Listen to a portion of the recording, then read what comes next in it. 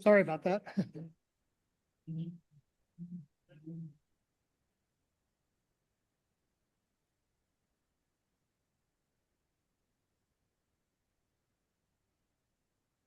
Good afternoon. Great to see a large and rowdy crowd here. Welcome to the Bloomington Rotary Club's weekly celebration of service. I'm Steve Wicks, and I'm honored to serve as your president this year. Please silence your electronic devices.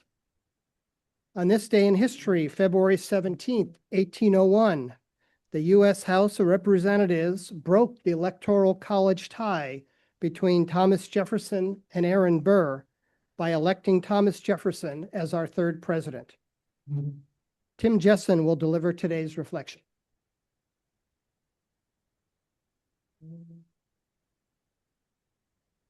Thank you. It's Mardi Gras today, and we have king cake as one of the selections for dessert, which means it's Lent tomorrow and Ash Wednesday to boot. February is the shortest month, but filled with all kinds of interesting occurrences like Groundhog Day to make it pass more quickly. Let's see, we've had Valentine's Day, President's Day, Lincoln's birthday, Washington's birthday, no leap day, but I want to bring something else to your attention this morning, and I asked and was given this privilege of sharing it today. Today is also the first day of Ramadan, if the Muslim clerics read the moon correctly. I assume that we all know that the Jewish celebration of Hanukkah can sometimes come close to Christmas, and Passover coincides often with Holy Week. But Ramadan at this time of year, coinciding with Lent, is very rare. Do you all know where the Muslim mosque is in Bloomington? Let me see your hands. Good. I'm not going to ask how many of you have been there, but when I was teaching at Ivy Tech, I asked my students in philosophy of religion to go with me to the mosque for their Friday meeting. Some didn't want to go, but they always came away with a nice impression and improved understanding of the religion of Islam. Ramadan is a month of fasting and prayer, but it's a movable feast since it's different every year. My mother-in-law was raised in Egypt, and she said that Ramadan during the summer months was extremely difficult in a hot and dry climate. Catholics used to fast during Lent, and many still do. But it's not as important as it once was to the Catholic faith during the season of Lent. So what is the significance of Ramadan and or Lent for those who practice it and for those who just maybe observe it? They are both times of repentance, meditation, and prayer. Repentance sounds like a word from the Southern Revival, but it means change of mind from two Greek words.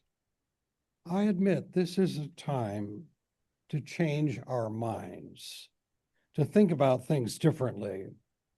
This is a hard year for Americans and the world, with no peace in Ukraine and in Gaza as well. We have divisions and polarization at a height seldom known in my life. And it stretches into clubs like ours as well. To say the pledge or not to say it, reflection rather than a prayer. Politics and religion are important, but often divisive. I have not always been happy with the response of our club to current events, but I'm changing my mind. I plan to do better in the lengthening days of Lent and the approach, I hope, of an early spring. This morning, I heard the news of the death of Jesse Jackson. Anybody not know that until now? Anyhow, appropriate for us to consider in the light of today's program. I'll tell you what I always found interesting about Jesse Jackson. He's my twin. Yes, I was born on the same day and the same year. So what does that remind us of? It reminds me of my mortality. It reminds you of your mortality. We are all going to die. When and where and how, we do not know. Ash Wednesday reminds us of that. Dust we are, and to dust we will all return. At the beginning of two sacred seasons, Lent and Ramadan, let us change our minds to better than we've done before, and look forward to more light, more understanding, and yes, more peace in our little section of the world. Thank you.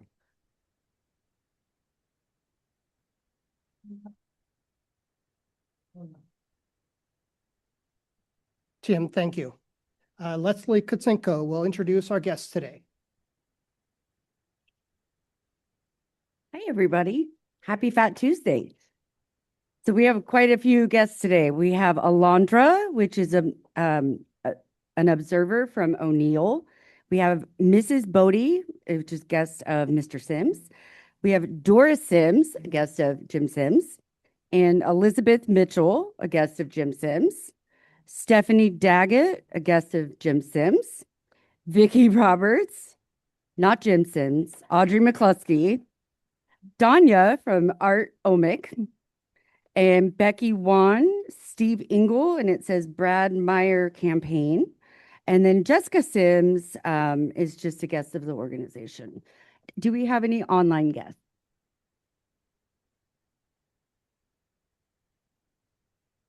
You're muted. Peggy, you're muted. Muted. I am working on it. Good afternoon, everyone. Is anyone, I just asked, okay, we do have a guest, Audrey McCluskey, who I'm not sure which one you are, but welcome.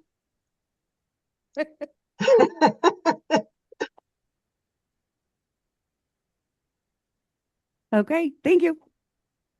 Thank you. Thank you, Leslie. For those of you who are guests, if you'd like to learn anything about Rotary, turn to someone at your table and ask away. I also want to mention that longtime club member Peggy Frisbee is hosting on Zoom for the first time today. So good for her. Rotary birthdays. On the 18th, past club president Jim Cryway. Also on the 18th, sitting in the back corner, Kyla Cox-Deckard. And on the 24th, past club president Glenda Murray. We have no anniversaries to celebrate this week. I have just a few announcements. Please join members of the Rotary Book Club following the regular celebration of service today. They will have a brief meetup to field questions that Rotarians might have about their group. They also plan to select their next book and meeting date. For those of you who occasionally experience parking problems here at the IMU, don't forget that during meeting times, club members can also park for free at the Henderson or Atwater garages if you'd like to learn more. I mentioned this last week, but I'll say it again. There are spam emails going around the club. If you receive an email from a club member stating that you've been invited, it's probably a fake. Don't click on the attachment. And finally, a former Rotary Global Scholarship winner, Audrey Cedar, now handling the Bloomington Volunteer Network. Audrey is the daughter of club members Don and Melinda Cedar, and I'll try to get the link to the Bloomington Volunteer Network included in this week's roundabout. And then finally, happy news. So last week we met new club member Jeremy Graham. I'm proud to announce that late last week, Jeremy's wife Anisha gave birth to their second son. Javian Jacoby Graham weighed 7 pounds and 7 ounces, and he is scheduled for his first doctor's visit during today's meeting. And Tyler, yeah. Okay, celebration of service. So this is a celebration of a club member's service. And last Friday, My Sister's Closet had their annual gala. And if you remember, they've been at their location on South Walnut for years and years. And due to the growth that includes the convention center, they are now moving to a location on 2nd Street here in a couple of months. They're still raising funds. They need to raise more, but really fun time on Friday. And here's a picture of a number of us there. You'll see club members. You'll see some spouses of club members. There are some Rotaractors. What you won't see is Sandy Keller and Marcy Hibbard from My Sister's Closet because they were working their tails off. Lots of club members were at the gala. Some couldn't make it, and so they donated their tickets to the Rotaractors. But once again, My Sister's Closet still looking for money. So if you've missed the gala, you still have an opportunity to give money. So our Rotary Club has many talented singers. And here's a picture of Connie Shakalis performing Friday at Friday Musical. It was at Beltrace. It was well attended. She did a great job. But staying on the theme of the talented singers in our club, this membership quiz this week. So, which of these Rotarians is not a singer? All right. So if you think of these 5, 4 are singers or vocalists, 1 is not. If you think club member James Wolfe is not the singer, put up your hand. All right, we have a few. Okay. If you think club member Tim Jessen, who did our reflection this morning, is not a singer, put up your hand. Okay, we have a few. All right, it's pretty close so far. Mark Peterson is sitting kind of in the far back there. And he is our club secretary this year. If you think Mark is not the singer, put up your hand. So far we have a 3-way tie. And those of you on Zoom, you can raise your hand electronically. Next choice, Amy Osajima. And I saw Amy here. I don't know where she's sitting, but there she is, near the coffee. If you think Amy is not the singer, put up your hand. Oh, no votes for Amy. And finally, last choice, Wilson Shatandi. If you think Wilson is not a singer, put up your hand. All right, no votes for Wilson. So we have a three-way tie, and then Amy and Wilson, no votes. Okay.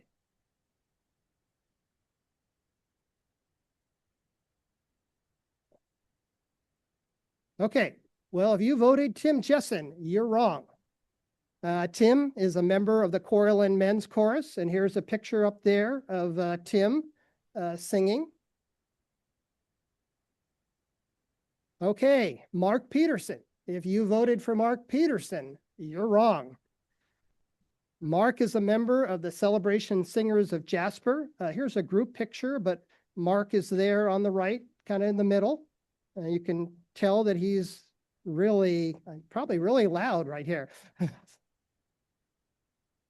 Projecting well. Okay, if you voted for Amy Osajima, which none of you did, you're correct. Amy sings with Voces Nove. Here's a picture of the Voces Nove altos. You can see Amy on the left and club member Sally Gaskell, another talented singer, in the middle. And then if you voted for Wilson Shatandi, which none of you did, Wilson sings with Voces Nove. There's a picture of Wilson. It looks like it's taken at the UU Church. And finally, if you voted for James Wolfe, many of you did. James is a man of many talents, but he's not a singer.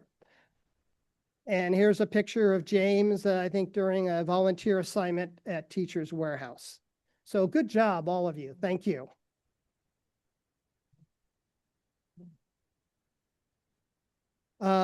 Rotary International, just remember our 7 areas of focus. And February is Peace Building and Conflict Prevention Month. And a reminder that Happy Dollars proceeds in January and February will be given to Teachers Warehouse. And we have some time for Happy Dollars.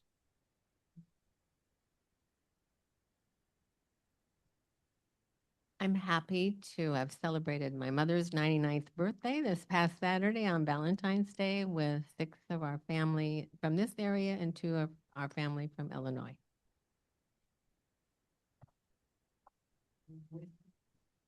I have 5 happy dollars, just thanking all the Rotarians that showed up at the gala on Friday and all the ways that you support us always at my sister's closet. Thank you.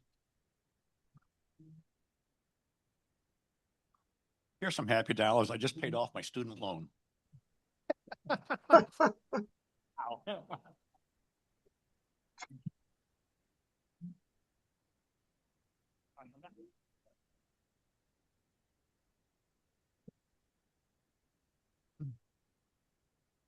Good morning. I have happy dollars because my son is here and he had a sunny do list of 20 items and when I left home, 18 of them were done.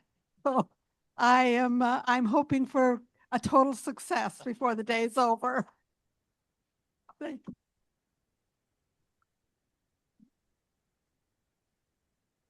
Good afternoon. I have 5 happy dollars as well because the gala is over and it was extremely successful. So thank you to everybody who participated. We've got Raj online.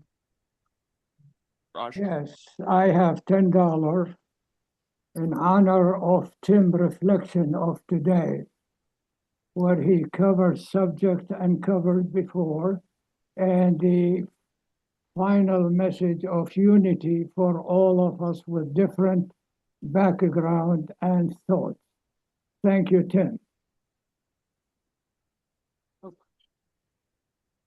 I have 20 happy dollars in honor of my cousin, Stacy Gaskell, who just finished competing in her 2nd Olympics in the event snowboard cross. Uh-oh.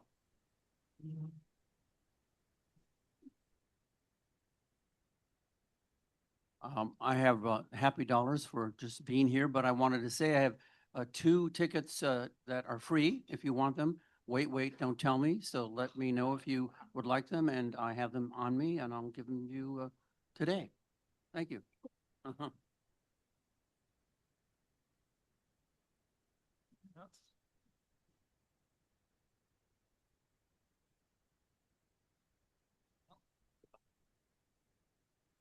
I have 25 happy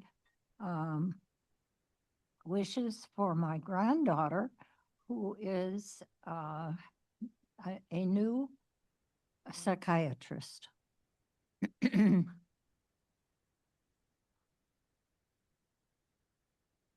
I've got some happy dollars here and the rest of my money actually, because my black eye is almost completely healed.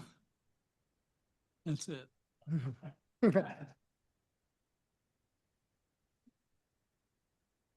And I have some happy dollars because Connie Shakalis' program was wonderful at Belle Trace last Friday.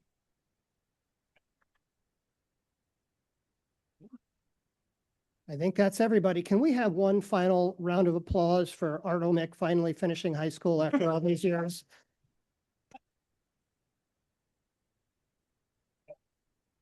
I'd never heard of student loans to finish high school, but there's always a first. Okay, junior high. Okay. I think we have one more happy dollar online. I don't know how to pronounce the first name, Bahalsi Wang. You raised your hand. How's she? Oh no, I was sorry, I was just doing the round applause. Oh, sorry. Very good. Thank you all for your generosity. Connie Shakalis will introduce our guest.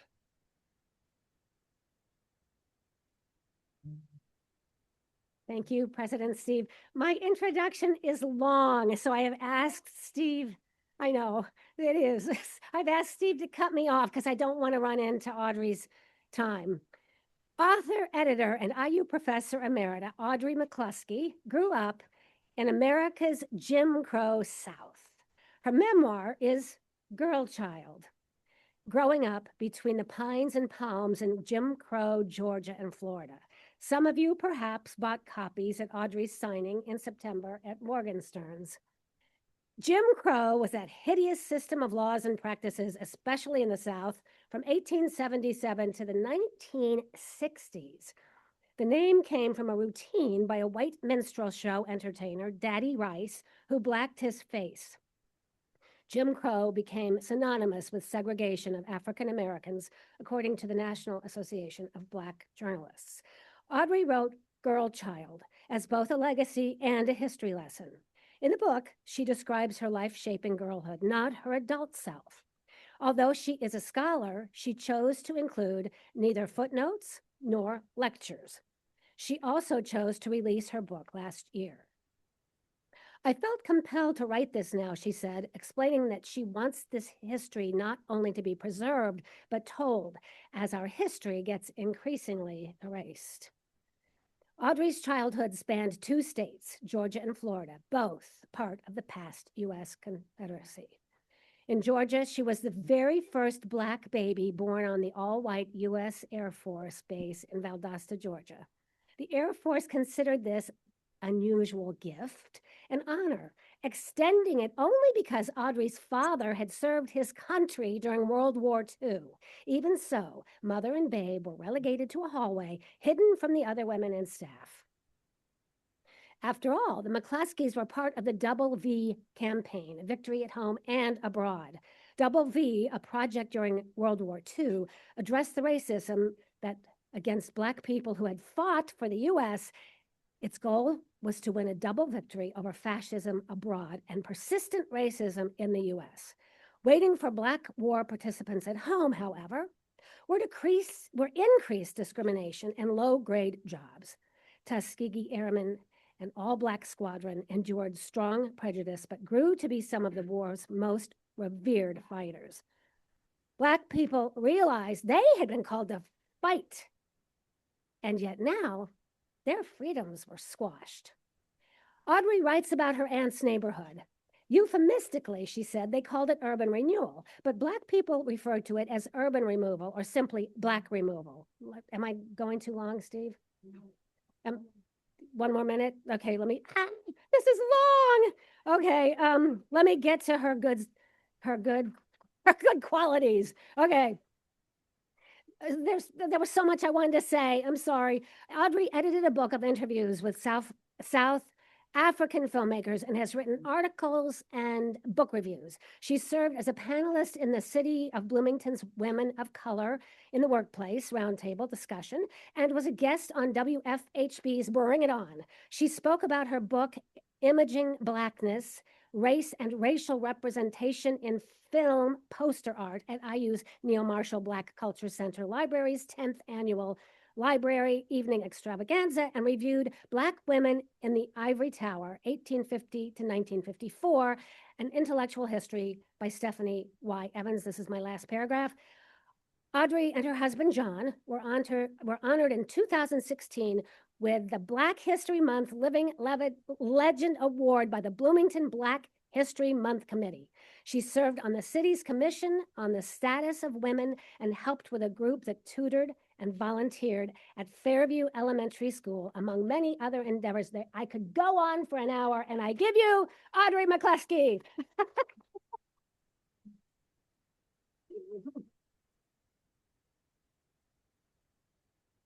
I think we can go home now because she has wrapped it up, hasn't she? Well, first of all, I'm very delighted to be here with you Rotarians, and so shout out to the Rotarians. I know about the good work you do in the community. I know about the good work you do nationally, and you are a factor in the health of our community. So keep on keeping on. I really appreciate that.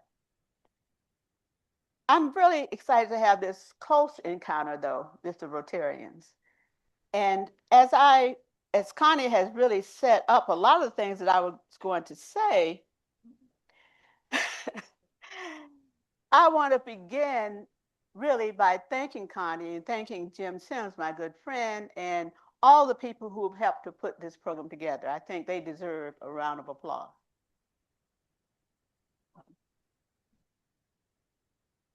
I want to also mention that although I didn't bring books to sell, I do know, and I want you to know, that I have a website where you can buy this book. It's at audreytmccluskey.com. And not only do I have that book, I have all my 5 other books there, as well as some blogs. People always ask me, how did I come to write this? And what does it mean at this particular juncture in our history? So I've written blogs, and they're all on the website that you don't have to buy anything to go and see. I also brought with me a poster of Jim Crow in America.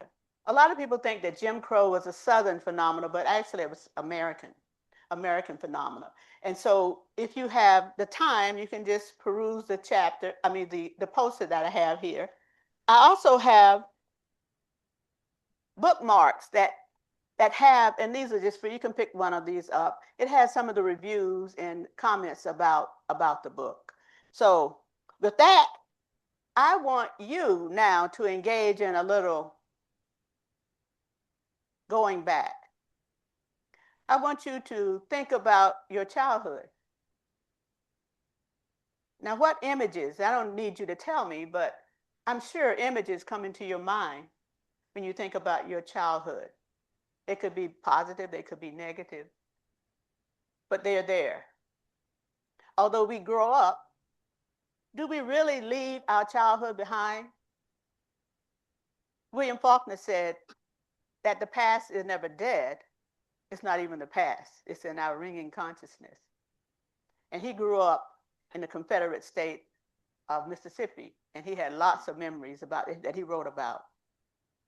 So thinking of that childhood, your childhood, I think can help you now come to my presentation about my childhood, because it still resonates with me.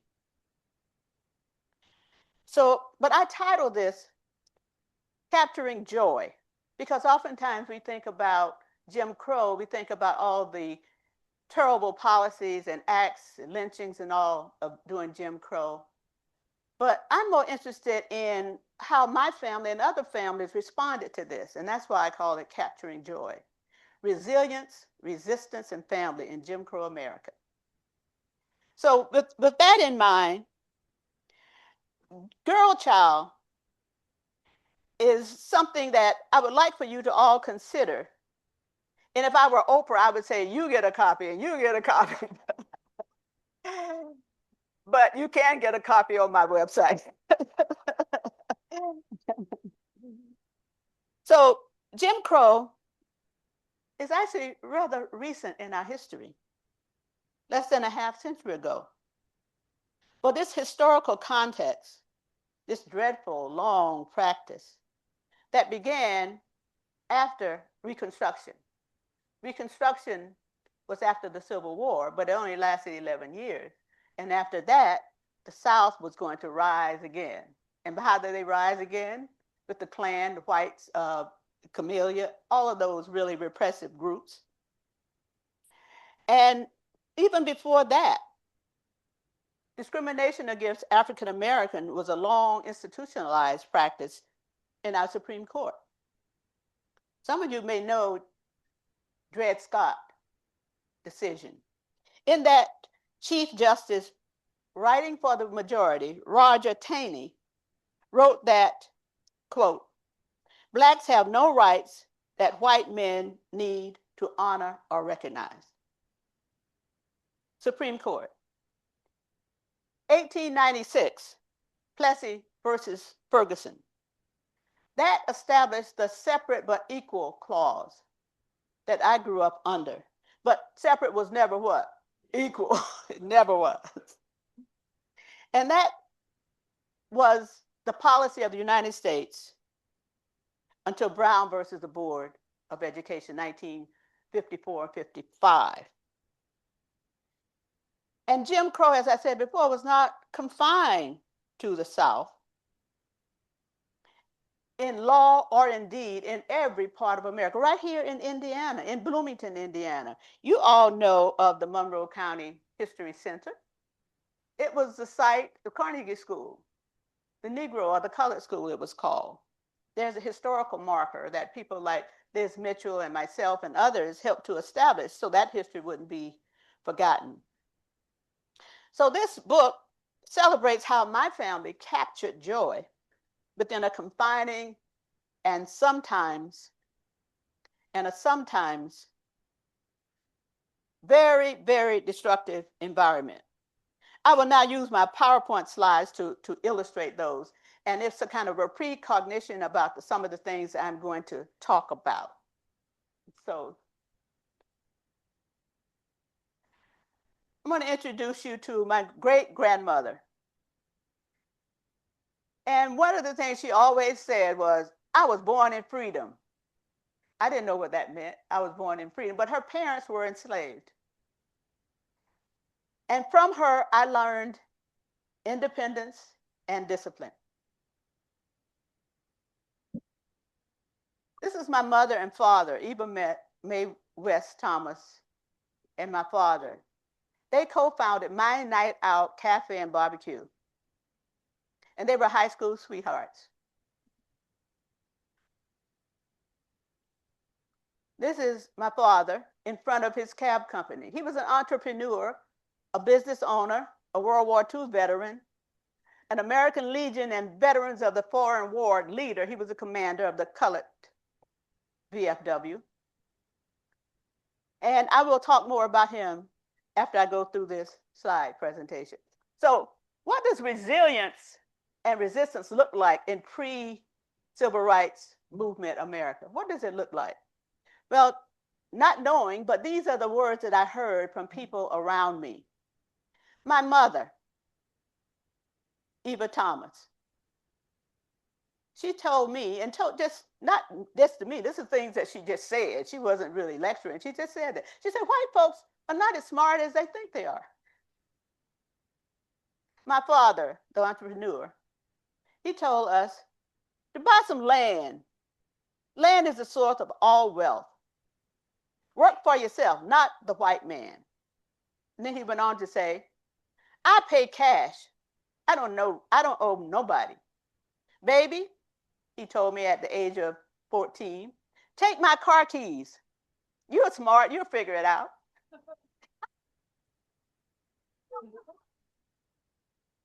And then he added, just stay on the colored side of town.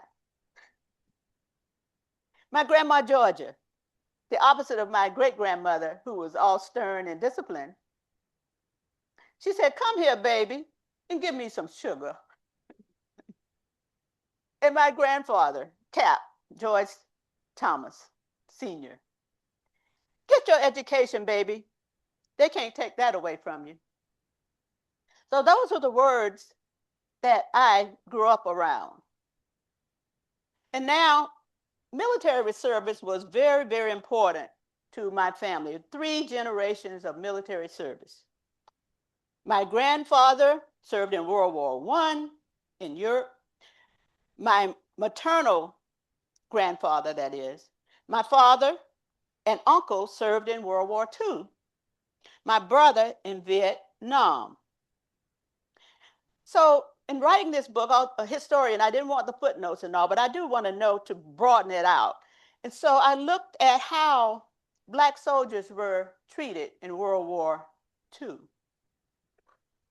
And that is the origin of the Double V campaign. And this is a scene from Harlem. And they thought they were fighting for their freedom, not just American freedom. And you see the large turnout. And the next is a photo of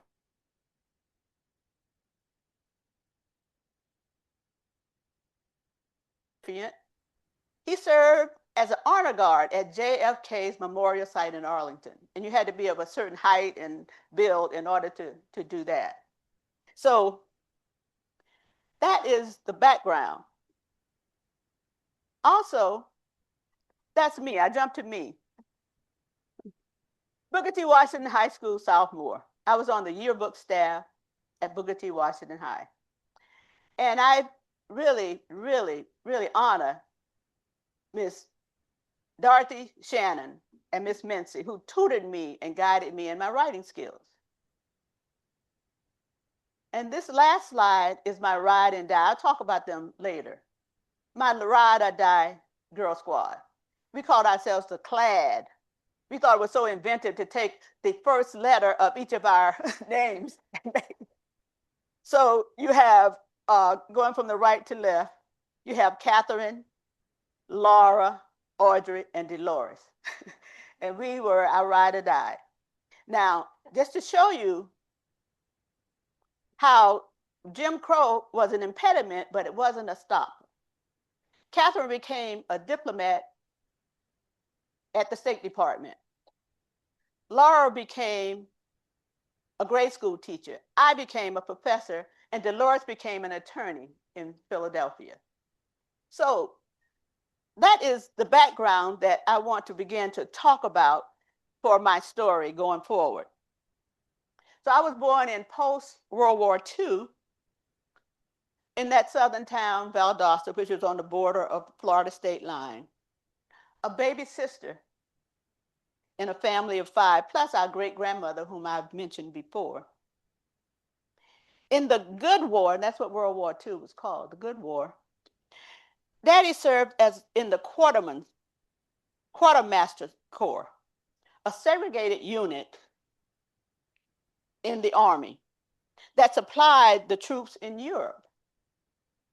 In my expanded research, I found that the Quartermaster Battalion 4009 was an all-Black truck unit that withstood enemy fire to supply fighting units in Normandy. Tuskegee Airmen that Connie has mentioned, who, like the 4009 brothers, fought and served honorably. Black and white leaders on the home front saw that as an opportunity with the Double V campaign. And some of the people who were involved in it, some of you may know and some of you not, were people like Mary McLeod Bethune, whom I've written a book about. Congressman Adam Clayton Powell, Humphrey Bogart, Gary Cooper, and Roy Wilkins, the president of National Association of Colored People. It was their belief that once Black soldiers proved themselves on the battleground, Black Americans in general they thought, would be welcomed home with full citizenship rights. Didn't happen. My dad, whose job in the quartermaster battalion, along with other support tasks, was peeling potatoes. It inspired him, however, I surmise, to open his own restaurant. With his army pay and the money he earned in the barracks with his poker skills, he sent it back home to our mother and told her to save every cent you can. He returned, and with Mom's help and land owned by his parents, he built, along with my mom, his first restaurant, My Night Out Cafe and Barbecue. He was a successful, self-made businessman in that small Jim Crow town without the benefit of the GI Bill. The GI Bill was passed in 1944 in the Roosevelt administration, but it was denied Black soldiers, Black returning soldiers all over, but especially in the South, well into the late 1960s. Paul Thomas Sr., however, persevered. Along with my mother, he opened several other businesses. A motel, a cab company, you saw him standing in front of the Owl Cab Company, a place that I consider the first generation arcade. It had pinball machines and pool tables. It sold snacks, all the while abiding by Jim Crow restrictions that with my child eyes, I watched him navigate. An example, cops, all white, would stop by periodically at his restaurant to see if they can find an infraction to cite him, harassment. Daddy plied the cops with his famous barbecue ribs from the pit that he built adjacent to the cafe. And he watched them smacking their lips with barbecue sauce on their uniforms. After they left, Dad made this a teachable moment for his children as he cursed the departing grifters. He lectured us on owning your own land and businesses. You don't have to work for them, he said. And then my grandfather, who was a laundry worker, standing nearby, he would add, get your education, baby. Nobody can take that away from you. Similarly, although he could afford a Cadillac, which was the most prestigious car you could own, but in the Black community, only preachers drove Cadillacs because they would not be harassed. So what my father did was every 2 years, he would buy a brand new Buick. And that became, the Buick is a good solid car, but it's not flashy. He understood that under Jim Crow, owning a Cadillac would invite envy and jealousy and close scrutiny from the white power structure. I learned that by watching him. So Capturing Joy shows how my family and many others, despite the confining practices of Jim Crow and some personal family disruption, how we often survived and even persevered. There was joy in our lives. And I want to read just a part of the philosophy that I inherited. And this is directly from Girl Child. To wave off fits of nostalgia that too often prevail in writings that look backwards to halcyon days of yore, I labored to show that no such days existed. Still, in most instances of both family and societal disruptions, I witnessed pride and faith that were never surrendered. It was as if people in this orbit of history, aware of the confining weight of white supremacist policies, deigned to treat the inferiority negatives always flooding in our ears like puddles of water after a drenching rain. They tried to high step over it, living lives that focus on who they believe themselves to be within their own communities. They conveyed a sense of self-worth that repelled all notions of inferiority. So, and living close to my grandparents was another joy. Grandparents on both sides of the family made us feel loved and protected. The most precious and cherished gift before adulthood that I remember, just like you probably remembered something very specific, was the orange and white bike with the white wall tires and orange tassel that my grandfather rode from his house across the street to surprise me one Christmas. At 7, I had just learned to ride my brother's high-seated boy's bike and was delighted to now have my own. I often sat with my grandfather on his front porch, listening as he told gripping stories about his younger life, working near the alligator-infested swamps near Miami to make it what it did become, the global city of the South. He told stories about people working with him. They lived in tents and getting too close, and the alligator would come up and pop one. So it wasn't funny, but it was something that he liked to really spice it up when he told these stories. The radio broadcast of the Brooklyn Dodgers game was turned down until Jackie Robinson came to the bat. Full blast for the whole neighborhood. Those episodes taught me a lot. It taught me the value of listening. You can learn more listening than talking. Another joy was from my grandmother, Grandma Georgia, sending me to the neighborhood store to buy her a Royal Crown Cola. Anybody remember Royal Crown Cola? Royal Crown Cola, it was a competitor to Coke, but of course Coke won out. And then she would tell me, honey, you keep the change and buy something for yourself. And my great-grandmother, who was born in freedom in 1873, was our stern disciplinarian. I watched her wring the neck of backyard chickens, pluck it, and fry it up for dinner. She also made her own soap and jam from our grapevine. We had a tree of 3 pecan trees, and they were high-quality pecan trees. And my dad, who was always saying, you know, be independent and get your own money, I would gather the pecans and take them across the railroad track in my red wagon and sell them to the pecan factory for 50 cents a pound.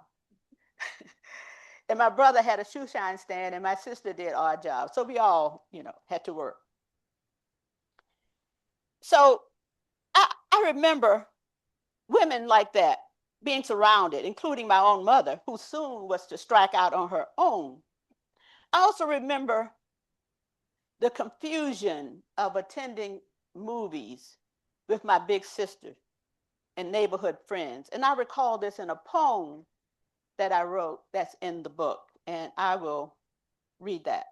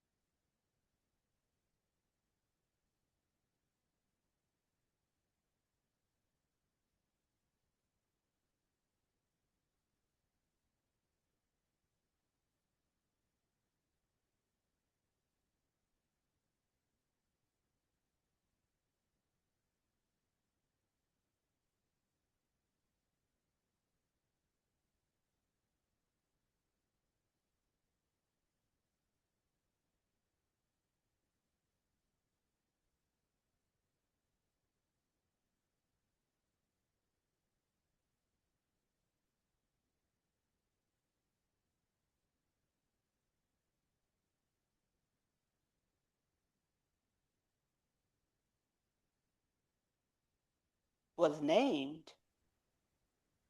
Our joy came from people who loved us and plied us with shiny coins to go to the show. After chores were done, Saturday matinee at the Doster Theater in downtown Valdosta. Our entrance via the side door led to the balcony. The downstairs entrance through glass-plated double doors was reserved for children of a different skin tone. Known by our nicknames, CC, Junebug, Little Man, Wheezy, Black Boy, I was called Baby Sister. And I was lifted to the ticket booth by my big sister, Sweet Pea. With a performance of thumb sucking and cooing, my fare was waived, and I used it to buy popcorn. Lights down, movie starts. Was the movie Tarzan Conquers the Jungle? Or was it Cowboys Tame the Indians? As the action stalled, popcorn and spitballs rained down on the favorite ones below. Revenge? Resistance? The walk home was quiet. Lost in our thoughts, we wondered, are we the cowboys or the Indians? Are we Tarzan or those of our skin tone who he so easily conquered? As we approached South Lee Street, our home, we put such thoughts aside for now until next Saturday when the balcony beckons us once again. So, no doubt, leaving the cocoon of a nuclear and extended family was disruptive. Yet I experienced joy in having better educational resources. Never equal, but good teachers, as I've mentioned. And the taste of teenage life and possibilities, friendship, dating, proms, etc. So I will read just a little more from that high school experience at Booker T. Washington. We took it for granted that Black people owned property and stuff. We knew people who owned their own homes as well as renters and vagrants. The full range of financial circumstances was normal. But business owners were special to me because of my daddy's example. I later learned that Black ownership was not expected in the broader society. As students, we did not take note of it all until it was mostly gone. There was so much more that we didn't know or comprehend. We did not know the history of our community. We did not know the history of our school because it was not taught.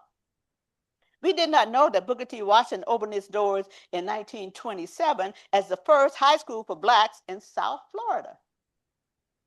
It drew students from as far away as Key West to the south and West Palm Beach to the north. We did not know that the vigilantes, the white vigilantes, who tried to smash the dream of education for Blacks and had firebombed the original building, it was inspiring to learn that the community rose up and protected the building of the school with night vigils around the clock. We did not know any of this.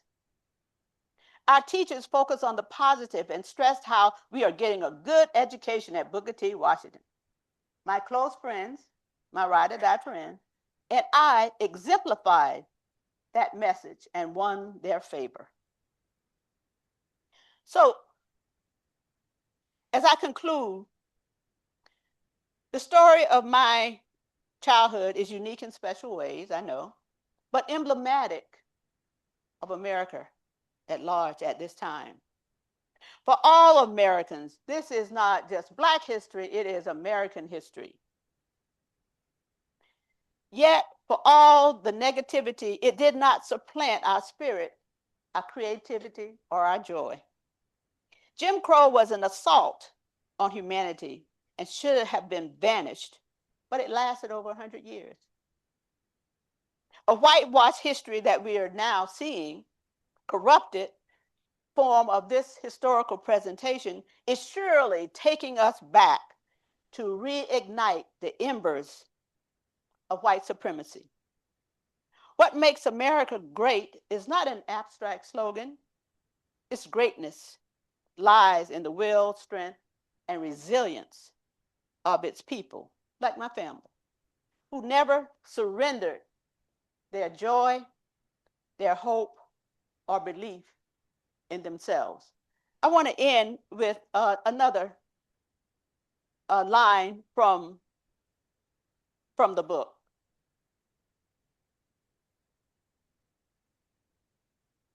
On graduation day, graduation from high school,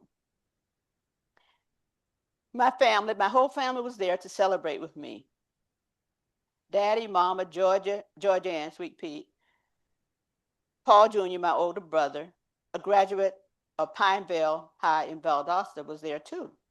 Graduation gifts poured in. Cash, checks, gaily wrapped boxes, money, a Polaroid camera, which was all the thing then, and a shoebox full of high-quality pecans that my father had brought.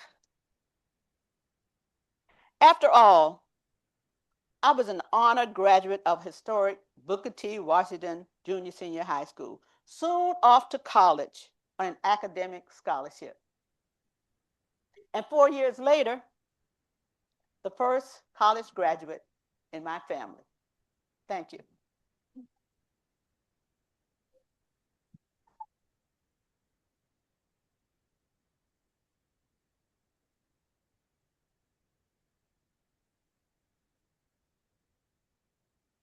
I understand that you do questions or comments. Is that how? Or do you? Any online?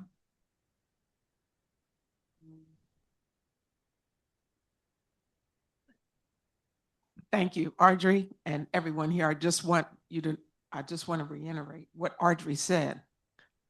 Jim Crow was everywhere. I grew up in Indianapolis, and Audrey's story is my story. Luckily for us, we had a strong family that believed in entrepreneurship and said, buy land and get an education. Not everybody had families like ours, so we were blessed, weren't we? Thank you.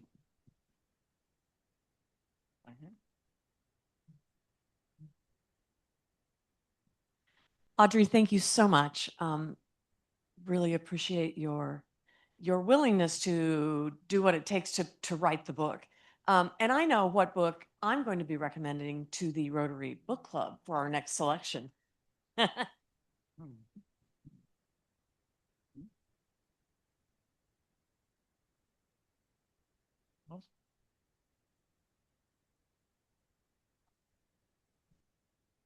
This is an opinion question. Do you really think Jim Crow ended, or did it just kind of become more subtle and whatever? That sounds like a trick question. Because it never ended. It went underground. It went underground. You know, white supremacy has never been defeated. It has been suppressed, and now it's reemerging. So it was never, never, ever.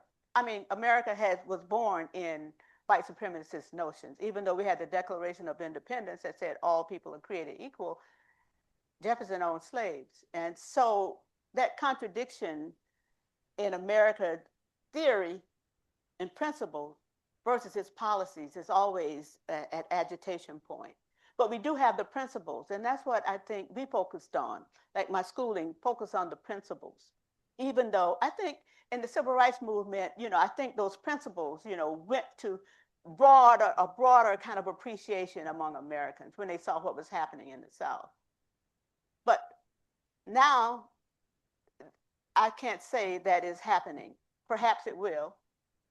But to answer your question directly, it's still here.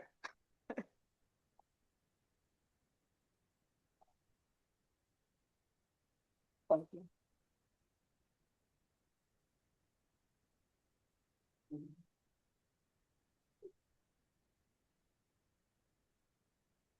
Thank you very much. Fascinating presentation, happy things, sad things. On on a less serious note, when she was talking about the barbecue, it made me think of the scene in Fried Green Tomatoes in the Whistletop Cafe.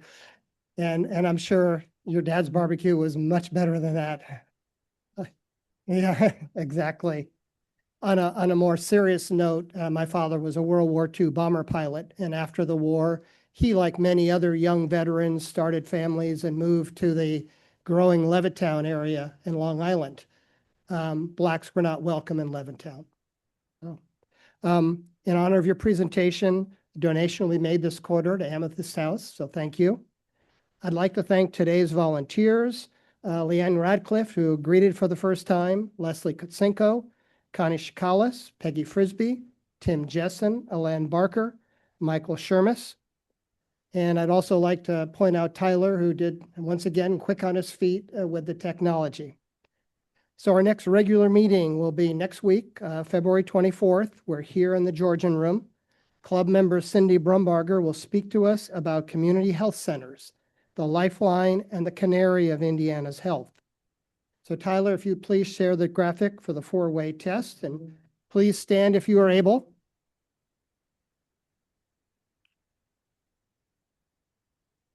Of the things we think, say, or do, first is it the truth?